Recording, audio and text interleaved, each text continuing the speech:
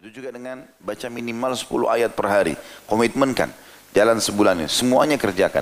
Dan pintu maksiat apapun. Anda lebih tahu maksiat itu. Dan umumnya maksiat itu terjadi di waktu-waktu lengah. Lagi santai, malam-malam, habis mandi, minum teh, depan TV, mulailah nonton. Gitu. Mulailah ini dan itu. Ya. Maka kemaksiatan itu hanya bisa dilakukan oleh syaitan. Membuka pintu itu untuk kita kalau kita lagi lengah. Oleh karena itu harus hati-hati. Kalau kita lagi padat jadwal, umumnya syaitan agak sulit untuk menggoda kita. Makanya sering saya bahasakan teman-teman sekalian, coba ibadah-ibadah itu dilakukan dan dipaksakan. Karena ibarat kita sama syaitan ini seperti orang yang akan lomba lari. Selama kita masih di garis start, belum memulainya, belum mulai salat malam, belum mulai sedekah, belum mulai hadir majelis ilmu, belum mulai semuanya, tapi sudah tahu, maka kita seperti sedang mau bertanding dengan seorang musuh. Musuh ini punya kekuatan untuk menjatuhkan mental kita. Ya, dia akan mengatakan, kau nggak bisa, kau nggak mampu, kau akan kalah, kau akan begini. Ya, kita kalah dengan itu. Belum memulainya sudah kalah, gitu kan. Bagaimana caranya supaya musuh ini tidak bisa mengganggu kita atau bahkan bisa kita kalahkan? Larilah. Mulai start, gitu kan. Nah, memulai start ini dengan mulai melakukan ibadah-ibadah ini, membaca keutamaan-keutamanya, dan itu harus dengan ketulusan hati. Ada orang, gak ada orang, tetap saya kerjakan. Maka membuat rival kita, lawan kita dari syaitan, dia tidak bisa menggoda. Kecuali dia punya kekuatan yang sama dengan kita. Kecepatan, misalnya kita lari 10 km per jam misalnya. Anggaplah lambat, lari kecil. Maka syaitan juga kalau mau menggoda kita, dia nggak mungkin tinggal di garis start. Dia harus lari seperti kita. Itu pun kalau dalam kondisi orang sedang lari, rival itu nggak bisa. Kadang-kadang apa yang dia lemparkan dari kata-kata untuk menjatuhkan mental kita, itu bisa sampai bisa enggak. Karena kita sedang lari. Apalagi kalau kita kecepatan tinggi. Dia harus seperti kecepatan kita atau lebih cepat lagi untuk mengalahkan. Nanti di saat kita sudah tersibukkan dengan ibadah itu, dan kita tutup pintu-pintu kemaksiatan, akan ada kenikmatannya luar biasa.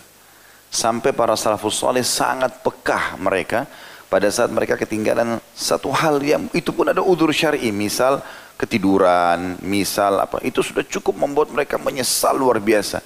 Karena mereka faham, sekali luput amal soleh ini, maka akan terus tercatat ibadah yang luput sampai hari kiamat. Misal, tadi subuh ada yang tidak sholat di masjid. Anggap dia punya udzur syar'i. Kita tidak bicara orang yang tidak punya udzur syar'i. Orang punya udzur syar'i. Kita bicara sekarang kepekaan iman. Orang punya udzur syar'i, misal dia ketiduran. Udzur syar'i. Dia bangun, sudah selesai sholat berjamaah di masjid. Kalau kaum salafus saleh dari sahabat dan tabi'in itu sudah cukup membuat mereka menyesal berbulan-bulan gara-gara itu saja. Karena mereka sangat peka. Di buku amalnya akan tercatat di hari itu, sholat subuh itu tidak dikerjakan di masjid. Walaupun ada udzurnya. Dan itu tidak bisa diubah sampai hari kiamat. Kita akan temukan di buku amal. Sekali luput ibadah itu maka selesai. Dan ini butuh kepekaan. Itu ada di tangan kita. Dan harus kita memaksakan diri merasa kita butuh dengan ibadah itu. Contoh sholat teman-teman, kita harus sadari Allah nggak butuh pertama dari di ibadah sholat itu, dan juga di setiap gerakannya dan bacaannya ada pahala. Jangan pernah hilangkan satu pahala pun di situ. Coba sebentar sholat isya, antum mulai niat dalam hati dan minta kepada Allah SWT supaya sholat ini nggak hilang pahalanya. Pekah, setiap bacaan walaupun tidak mengerti apa yang imam baca, ikuti. Setiap gerakan nikmati, usahakan dari takbir sampai salam. Di situ antum akan maksimal mendapatkan pahala. Dan harus begitu memang. Tidak boleh kita biarkan syaitan mencuri semaunya saja. Oh nggak apa-apa nih, misalnya menghayal dan seterusnya. Itu dari syaitan. Dan ini semuanya juga akan ada kemaksiatan.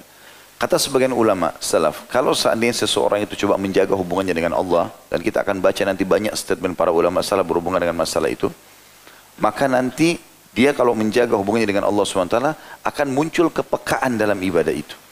Artinya ada ruhnya, ada maknanya. Sehingga muncullah kehusyuan dan kenikmatan tersendiri. Bahkan nanti sampai pada tingkat kita membenci kemaksiatan.